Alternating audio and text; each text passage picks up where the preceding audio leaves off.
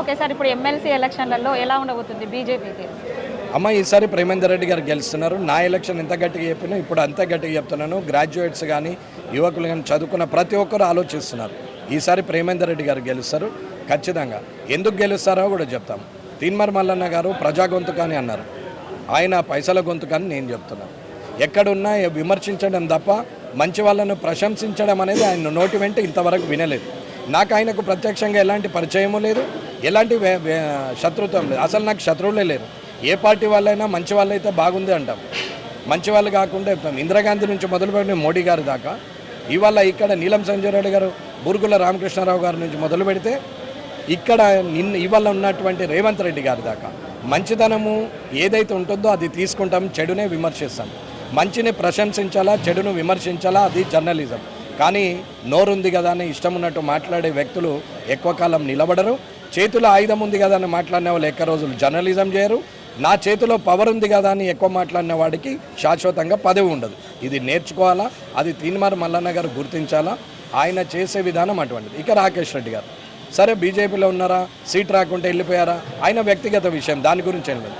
ఆ పార్టీలో అలసత్వం ఇబ్బంది అయిందా, పార్టీ నుంచి నేను గౌరవించలేరా, లేక అధికార ప్రతినిధి ఇచ్చినా మీకు అది సరిపోలేదా, అది మీ ఇష్టం, దాని గురించి మాట్లాడండి. కానీ ఆయన చేసినటువంటి సర్వీస్ కానీ ఆయనకున్న వయసు కానీ ఈ సభకు ఆయన సూటుగాడని చెప్తున్నాం.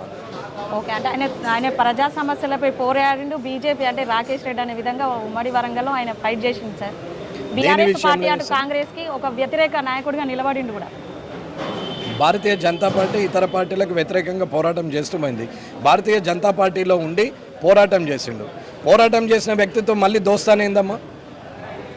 మిమ్మల్ని నేను విమర్శిస్తున్నా, మీ ఛానల్ నాకు నచ్చలేదు, నేను ఇంటర్వ్యూ ఇవ్వద్దు అంతే. కానీ నచ్చినప్పుడు ఇవ్వ, నచ్చినప్పుడు ఇస్తా, నాకు నచ్చితే ఇస్తా అంటే నీ ఇష్టమేనా? ప్రజల ఇష్టం లేదా? ఒక పోరాటం చేసినప్పుడు ఆ పోరాటం మీద నిలబడాలా. ఆ పోరాటం ఎవరి మీద చేశారు? తప్పు చేసిన వ్యక్తుల మీద చేశారు. ఆ తప్పు చేసిన వ్యక్తి పంచనేయడం తప్ప కాదా? అదే ఆయన ఆలోచించుకోవాలి. ఓకే సార్, ఫైనల్గా అంటే కేంద్రంలో అటు సంకీర్ణ ప్రభుత్వం రాబోతుందా, బీజేపీ ప్రభుత్వం రాబోతుందా? అమ్మ, అది ఆలోచించేది మీకు తెలియదమ్మా. ఏ ప్రభుత్వం వస్తుందని అది నేను చెప్పాలా? ఏ ప్రభుత్వం వస్తుందని ప్రతి ఒక్క వ్యక్తికి తెలుసమ్మా, ప్రతి ఒక్క జర్నలిస్టుకు తెలుసు. నేను చెప్పాల్సిన అవసరం లేదు. ఆ ప్రభుత్వమే మోడీ ప్రభుత్వం.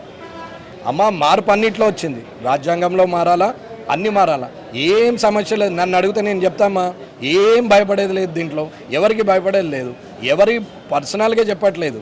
వ్యవస్థలో ఉన్న తప్పుల్ని సరిదిద్దాలి అంటున్నాం. ఇది నేను అనుకున్న దాంట్లో నేను చెప్పింది 1%. నన్ను కూర్చుని పెడితే 100 చెప్తామ్మా. Okay sir, thank you sir. ఇది దేశ రాజకీయాల్లో, రాష్ట్ర రాజకీయాల్లో చాలా మార్పు వచ్చింది. అలాగే ప్రజల్లో కూడా చాలా మెచ్యూరిటీ వచ్చిందని చెప్తున్నారు కామారెడ్డి బీజేపీ ఎమ్మెల్యే వెంకటరమణారెడ్డి గారు. మొన్న జరిగిన ఎంపీ ఎలక్షన్లలో కావచ్చు, ఇప్పుడు జరగబోయే ఎమ్మెల్సీ ఎలక్షన్లలో కూడా బీజేపీ అభ్యర్థులు ఖచ్చితంగా గెలుపొందుతారు. దేశంలో బీజేపీ ప్రభుత్వం వచ్చి తీరుతుంది. అటు కేసీఆర్ గారు కానీ రేవంత్ రెడ్డి గారు కానీ చెప్పే మాటలన్నీ బూటకపు మాటలని వెంకటరమణారెడ్డి గారు చెప్తున్నారు. వరంగల్ ప్రెస్ క్లబ్ నుంచి కెమెరా పర్సన్ సతీష్తో సోనీ, వరంగల్ టైమ్స్.